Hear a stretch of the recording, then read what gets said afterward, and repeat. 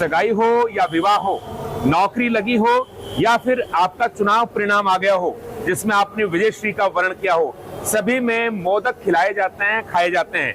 यानी कि भारत में पुरानी परंपरा है, जब भी कोई मांगलिक अवसर होते हैं तो लड्डू खिलाए जाते हैं। लेकिन लड्डू की बात आती है तो दीक्षित जी के लड्डू पूरे भारतवर्ष में प्रसिद्ध है। ये वो लड्डू है जिसको खाकर हर कोई दिन भर ताजगी के साथ रहता है।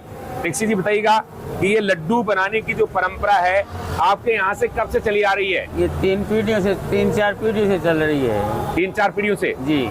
ठीक है। अच्छा ये बताइएगा कि इन लड्डू में स्वाद में कोई अंतर आया क्या तब से लेकर अब तक? स्वाद में कोई अंतर नहीं है, रोजाना सुधार ही होता है। रोज सुधार हो रहा है। हाँ। अच्छा किस तरह से बनाते हैं? ये तो लड्डू हर कोई बनाता है, लेकिन आपके लड्डू बनाने की जो विधि है वो क्या है और किस तरह से आप बनाते हैं, और जो लड्डू है उनसे ये भिन्न कैसे हैं?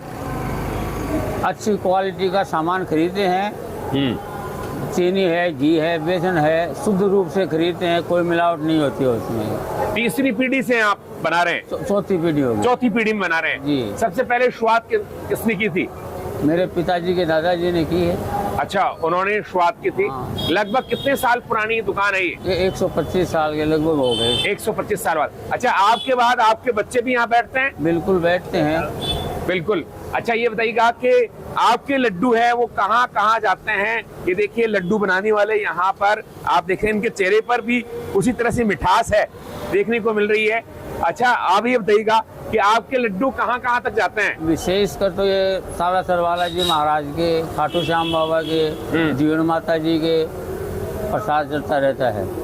और विदेशों में, अपने प्रदेशों में भी लोग रहते हैं, बॉम्बे है, सूरत है, हैदराबाद है, कलकत्ता है, वहाँ से प्रवासी लोग आते हैं, वो भी लेके जाते हैं। अच्छा मैंने ये सुना प्रायकर बाजार में जो पाम ऑयल होता है उससे लड्डू बनाए जाते हैं या डालडे से बनाए जाते हैं जिससे स्वाद नहीं बैठता है।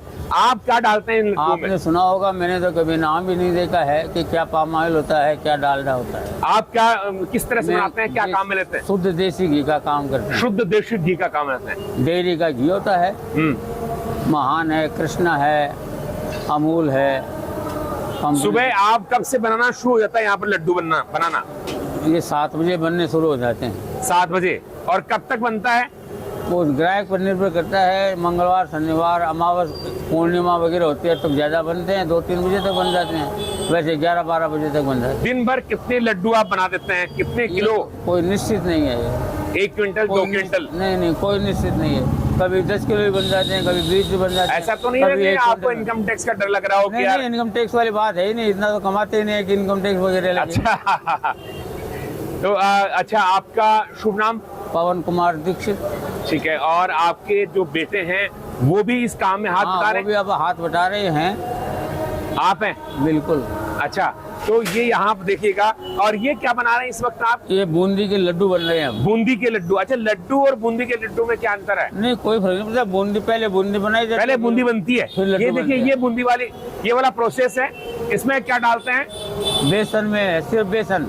बेसन डलता है? पानी में बेसन डालते हैं। ठीक है। और उसके बाद फिर दूसरा चरण आ जाएगा। ये शुगर है, इसमें चाशनी बनाई जाती है, चीनी की चाशनी। जी बिल्कुल।